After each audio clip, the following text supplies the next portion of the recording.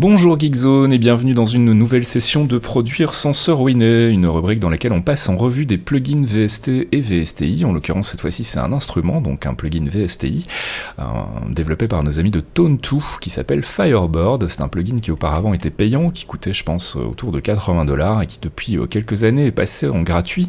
Alors, il est plus suivi par le développeur, donc c'est-à-dire qu'il n'y a plus de mise à jour, mais comme il est relativement, même très très stable, et qu'il est plutôt pas mal utilisé en fait dans le milieu de la musique électronique, notamment par votre humble serviteur. Je voulais quand même vous le présenter. Alors on va pas rentrer dans les détails de chaque paramètre modifiable sur le plugin, on va rester relativement superficiel parce que j'ai pas non plus 3 heures pour vous l'expliquer. Mais en gros, ce qu'il faut retenir, c'est que c'est un plugin qui utilise donc ce que Tone2 appelle du Harmonic Content Morphing. Donc en gros, c'est du morphing de contenu harmonique. Alors ça a l'air un peu compliqué comme ça, en fait ça l'est pas du tout. Ce qui se passe, c'est que donc ils ont scanner différentes formes d'ondes, donc des formes d'ondes classiques comme du noise, saw, pulse, sine, etc., qui sont des formes d'ondes qu'on retrouve dans les synthés analogiques de base. Et puis ils ont scanné aussi des formes d'ondes plus complexes comme celles d'instruments traditionnels comme de la trompette, du piano, ou puis des voix aussi. Et ils en ont généré quelques-unes plus exotiques. L'idée en gros, c'est d'utiliser ces formes d'ondes et de les mélanger donc via 2 oscillateurs. Donc chaque oscillateur peut avoir une forme d'onde. On peut mélanger ces 2 formes d'onde et ces formes d'onde ont aussi été découpées en petits instantanés et on peut donc jouer avec la manière dont cette forme d'onde est lue, soit la lire de manière traditionnelle du début jusqu'à la fin, soit la lire par intervalle aléatoire par exemple, soit la lire dans le sens inverse ou bien en commençant par le début puis en zappant vers la fin puis en revenant au début avec un intervalle supplémentaire, donc en faisant des allers-retours en fait sur la forme d'onde, ce qui permet donc en partant d'une forme d'onde traditionnelle d'avoir des choses un petit peu plus complexes et un petit peu plus riches.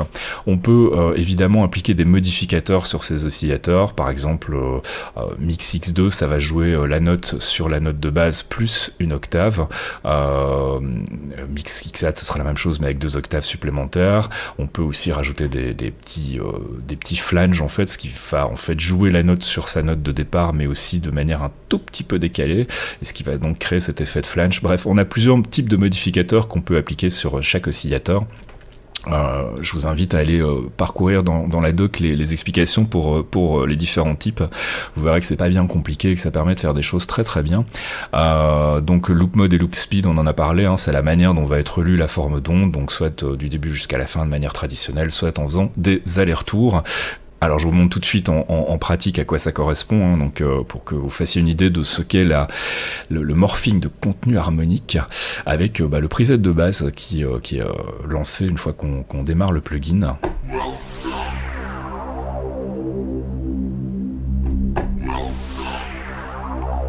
Voilà, ça vous permet de piger le principe. Donc on part d'une voix qui dit welcome et on évolue, on morphe en fait vers un son de synthétiseur traditionnel. Et voilà, c'est ce morphing qui va créer en fait des sons particulièrement riches. On va pouvoir bien sûr influer sur différents paramètres par rapport à chaque oscillateur. Donc on va pouvoir tuner l'oscillateur. Ça veut dire que on pourra par exemple avoir si on joue une note de référence qui sera un Do par exemple, on pourra tuner un des oscillateurs pour qu'il joue la note à une octave, à une demi-octave plus haut. Donc ça va nous donner donc un Do et un Sol sur le deuxième oscillateur par exemple. Et on peut monter comme ça par palier de demi-octave. Et si on veut plus de précision, on peut utiliser le potard fine qui fera la même chose, mais avec un détail plus précis. Volume, c'est le volume de l'oscillateur. Et puis derrière, une fois qu'on a notre mélange des 2 oscillateurs, on peut jouer aussi sur un côté, ce qui s'appelle le fat. Donc en gros, ça va permettre de rendre le son plus gras, tout simplement en décalant très légèrement les 2 harmoniques, les harmoniques des 2 oscillateurs pour créer donc un son qui sera un petit peu plus riche. Analogue, c'est ce qui va introduire en fait un élément aléatoire, ce qui rappelle un peu les vieux synthés analogiques qui avaient tendance à introduire des petites modifications harmoniques dans les sons plus ils chauffaient. Donc ça permet en fait de recréer cet élément un petit peu aléatoire si c'est quelque chose que vous recherchez.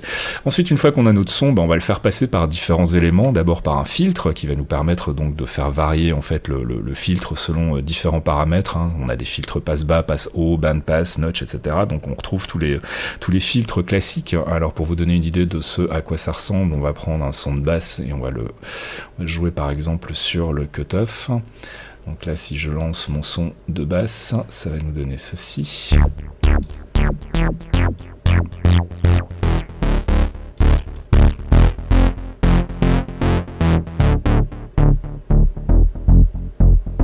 Voilà, donc ça permet de faire des modifications sur le filtre. On peut aussi donc changer l'enveloppe du filtre, donc c'est la manière dont va se comporter le filtre sur la durée.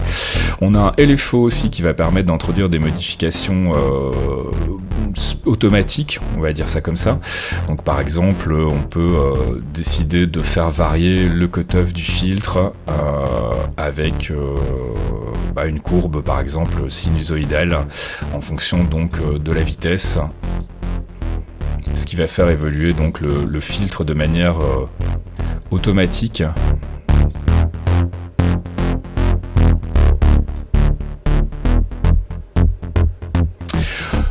Et on a enfin une enveloppe sur le volume général du son, donc c'est ce qui permet de définir le type de comportement du son. Si par exemple on veut un son avec une attaque très courte, donc un son qui comme une basse par exemple ici qui va monter très très vite, ou bien par exemple si on veut des nappes un petit peu plus atmosphériques, ça va permettre donc on augmente l'attaque et ça va permettre de faire monter le son beaucoup plus progressivement. Ensuite on a un arpégiateur qui va permettre donc d'introduire des arpégios. Alors je vais vous prendre un preset d'arpeggio pour vous montrer à quoi ça correspond. Hop, sachant que ça fonctionnera probablement mieux sur des notes longues, donc on va utiliser celui-ci. Hop, on va aller chercher. En gros, ça va jouer plusieurs notes, si vous voulez, sur base d'une note de référence, donc ça permet de créer très très rapidement, avec une seule note, des sons qui font des petites mélodies. Voilà, donc on peut changer le type d'arpeggio, on peut choisir aussi le rythme de l'arpeggio, donc l'endroit sur lequel l'accent sera mis.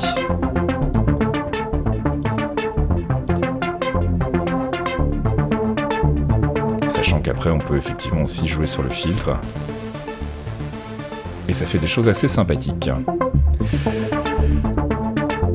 On peut bien sûr rajouter un effet. Alors on a différents types d'effets classiques comme une reverb, delay, un chorus, etc. On a aussi des combinaisons, donc on peut mettre un delay plus une reverb, et derrière donc on a deux potards pour modifier les paramètres de ces différents effets. Et le dernier panel, c'est un panel qui vous indique simplement avec l'indicateur MIDI quand il y a des notes, des informations MIDI qui arrivent sur le plugin, juste pour vérifier que ça fonctionne bien. On a ensuite un setup, mais normalement vous ne devriez pas avoir à y chipoter, qui vous permet de modifier certains paramètres du plugin, comme par exemple à quoi est affectée la modulation wheel de votre clavier MIDI.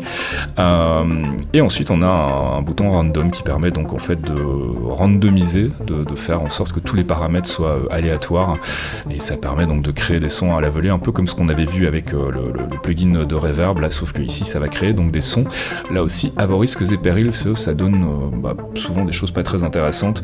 Vaut mieux s'en tenir par exemple au plugin de départ et puis partir de ça pour faire vos propres sons si c'est vraiment ce que vous voulez faire.